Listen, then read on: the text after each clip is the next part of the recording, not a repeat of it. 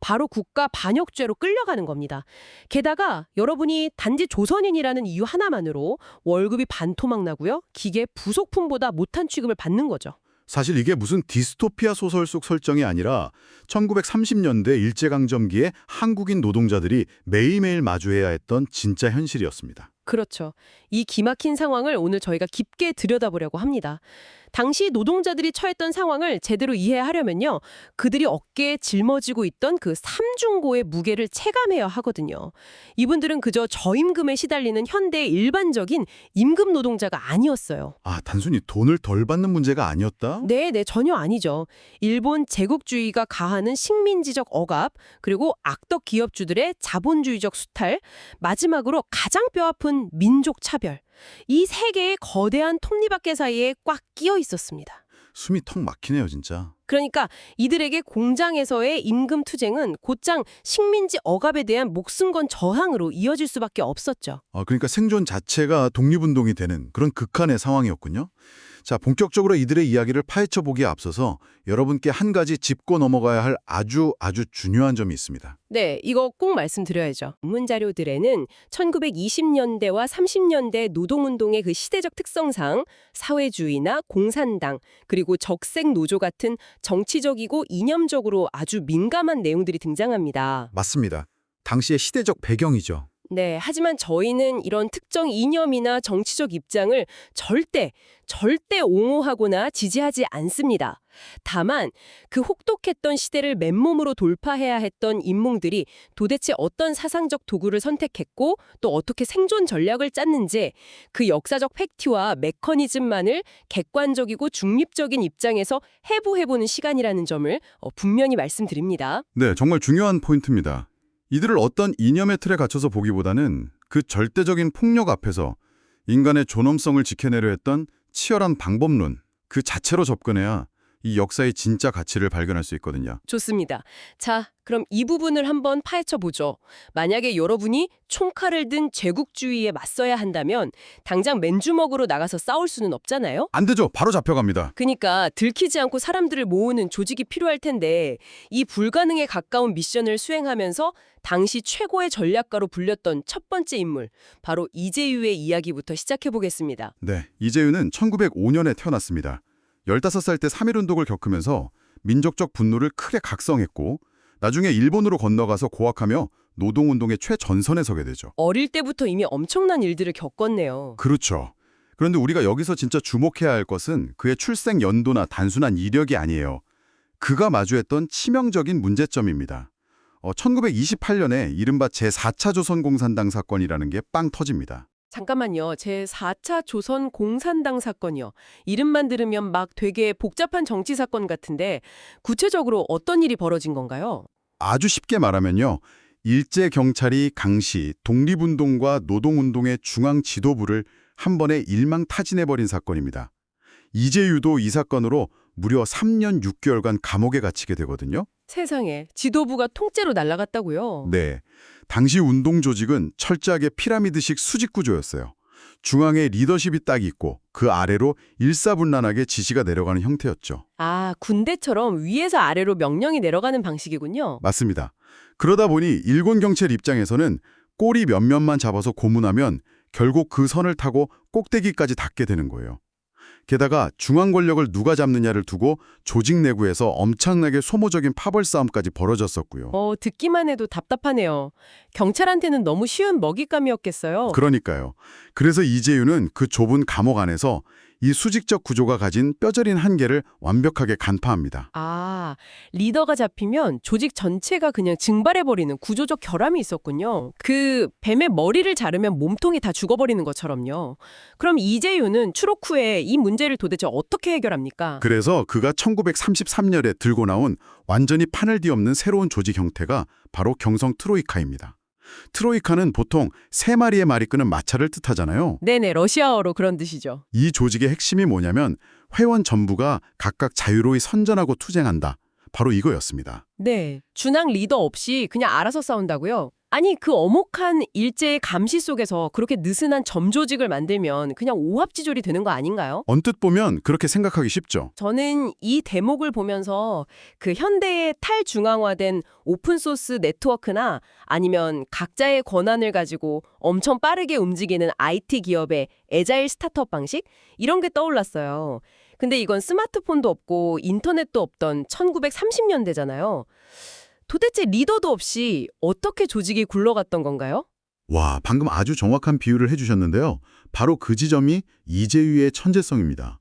중앙의 명령을 가만히 기다리는 게 아니라 영등포의 공장 노동자, 용산의 철도 노동자, 그리고 농민조합, 학생 독서회 이렇게 각자의 현장에 있는 사람들이 스스로 주체가 돼서 움직이는 거예요. 현장 책임자들에게 권한을 완전히 위임해버린 거네요. 맞습니다. 그리고 연락망도 철저하게 수평적으로 분산시켰어요. 예를 들어 A그룹은 B그룹의 존재 자체를 아예 모르게 만들었죠. 아, 서로 누군지 모르게. 네. 그래서 일본 경찰이 A그룹을 덮쳐서 다 잡아들여도 다른 그룹들은 전혀 타격을 받지 않고 각자의 투쟁을 계속 이어갈 수 있었습니다. 일제 경찰의 수사망을 완전히 교란시켜버린 거죠. 와, 시스템 자체를 경찰이 해킹할 수 없는 블록체인 구조처럼 짜버린 거네요. 진짜 시대를 한참 앞서간 전략입니다. 이런 치밀함 때문에 이재유는 경찰에 잡혀도 막 귀신같이 빠져나가잖아요. 그 측량 인부로 위장해서 도망쳤다는 기록이 있던데 이거 어떻게 된 건가요? 아, 그게 1934년에 경찰에 체포되었을 때 일인데요.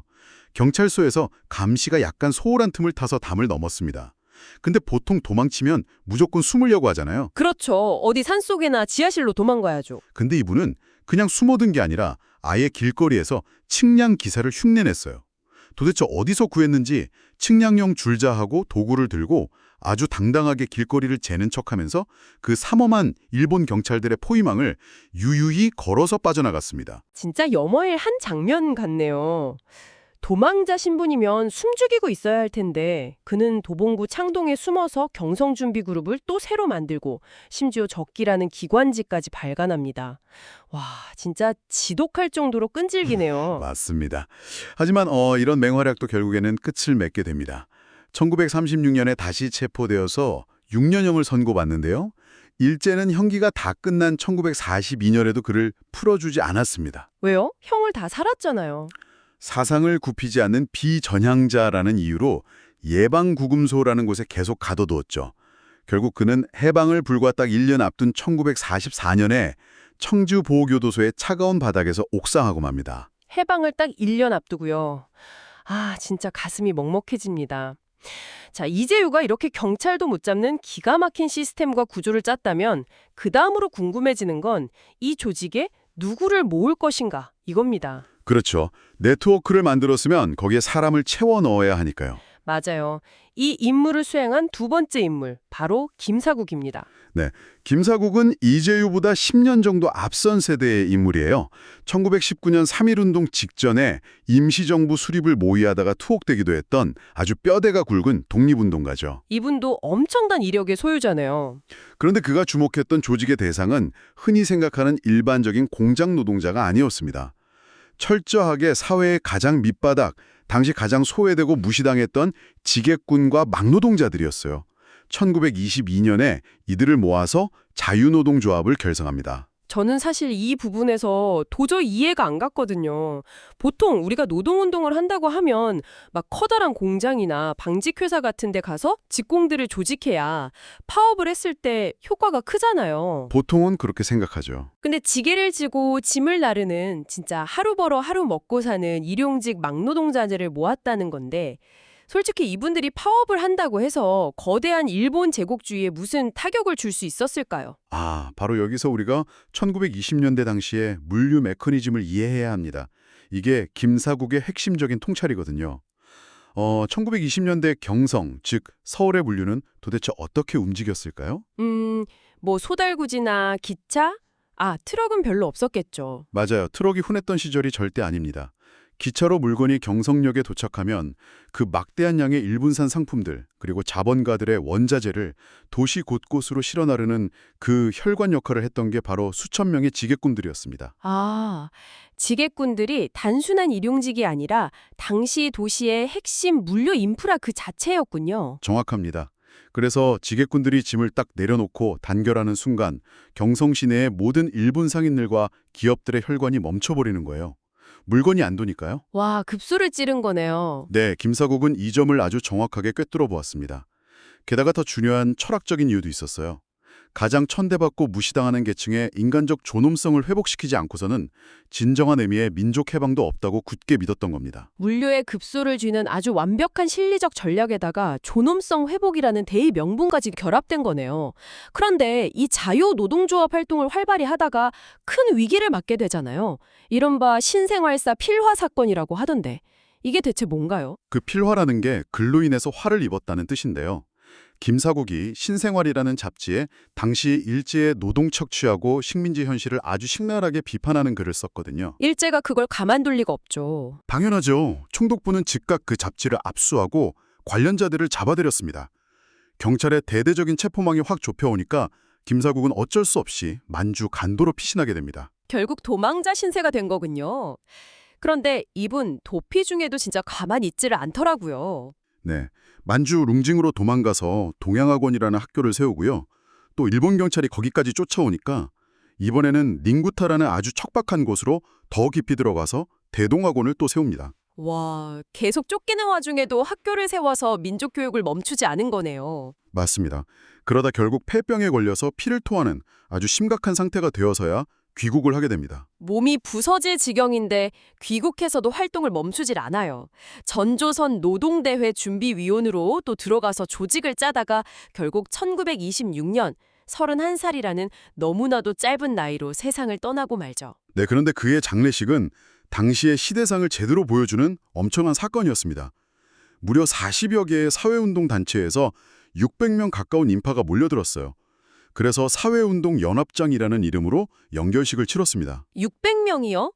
그 살벌한 일제강점기예요. 네, 경찰의 공봉이 난무하던 그 시대에 고작 31살에 죽은 청년의 장례식에 수백 명이 공개적으로 모였다는 것.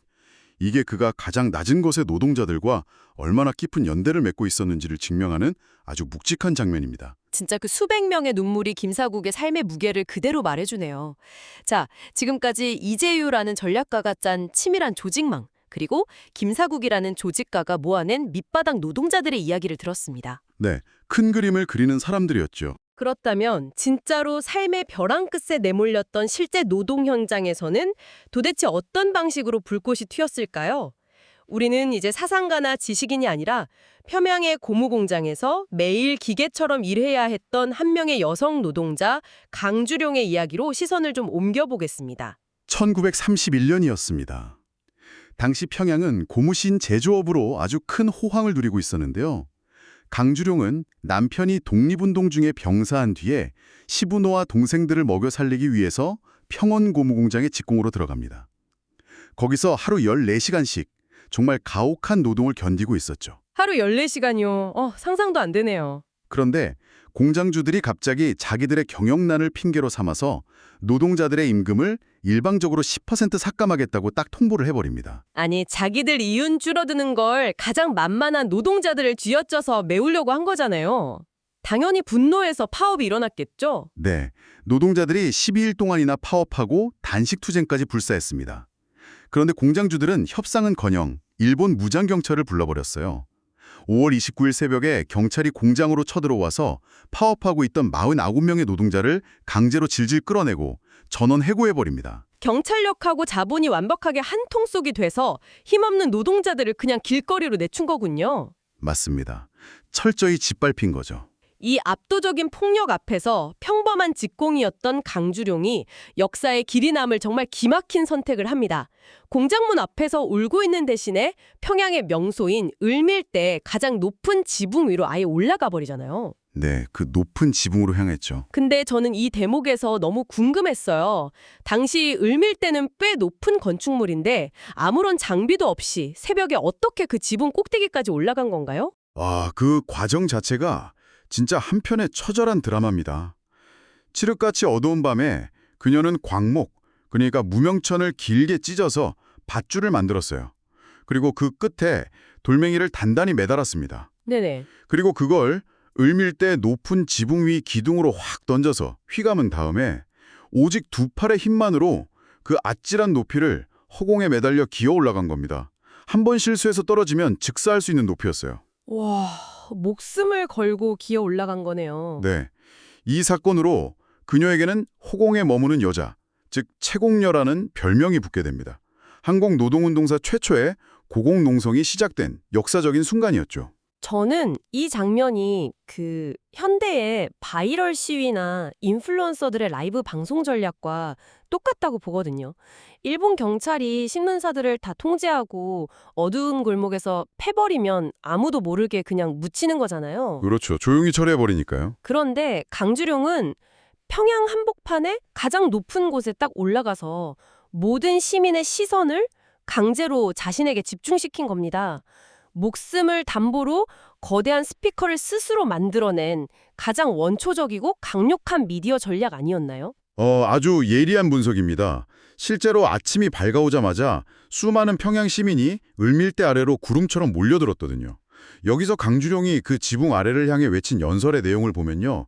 정말 우리를 숙연하게 만듭니다. 뭐라고 외쳤나요? 그녀는 이렇게 외쳤습니다. 우리는 우리 49명의 임금이 깎이는 것만 억울해서 이러는 게 아닙니다. 우리가 여기서 물러서면 평양에 있는 2,300명의 다른 고무공장 직공들의 임금도 다 깎이게 될 것입니다.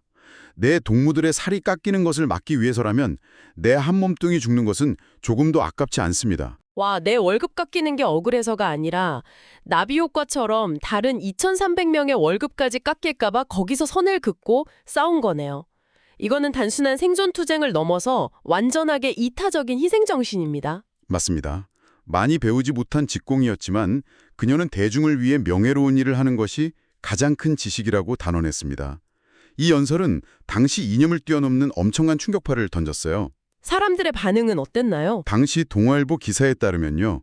그 자리에 있던 한 기독교 장로가 그녀의 연설을 듣고 예수의 희생정신이 바로 저기 있다라면서 펑펑 눈물을 흘렸다고 합니다. 아, 종교인까지 울릴 정도로요? 네, 일개 고무공장 여성 노동자의 처절한 외침이 당시의 지식인과 종교인들의 안일한 양심을 사정없이 후려친 거죠. 정말 가슴이 뜨거워집니다.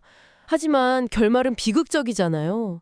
결국 일본 소방수들이 올라와서 그물로 밀어 떨어뜨려 체포해버리죠. 네, 잡혀가져도 경찰서 유치장에서 밥을 거부하며 끝까지 항고했습니다. 하지만 결국 평양적생 노조 사건이라는 정치적 후레비까지 뒤집어쓰고 재구속되어 버려요. 없는 죄까지 만들어서 엮어버렸네요. 네, 그 가혹한 옥중 생활 때문에 극심한 신경소약과 병을 얻게 됩니다. 결국 병보석으로 풀려나긴 했지만 2달 만에 평양의 빈민굴에서 제대로 된 약 한 번 써보지 못한 채 숨을 거두게 되죠. 그녀의 나이 역시 앞서 말한 김사국과 같은 31살이었습니다. 참, 오늘 우리는 3명의 거인들을 만났습니다.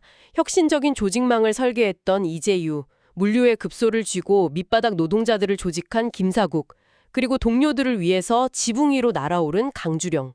이들 중 2명은 31살, 1명은 39이라는 그 푸르른 나이에 세상을 떠났습니다. 이외 삶의 방식은 다 달랐지만 본질은 하나였습니다. 이들이 목숨 걸고 부수고자 했던 건 단순히 일본인이라는 국적이 아니었어요. 인간을 숫자로만 환산하고 쓰고 버리는 기계 부속품 취급하는 그 부조리한 억압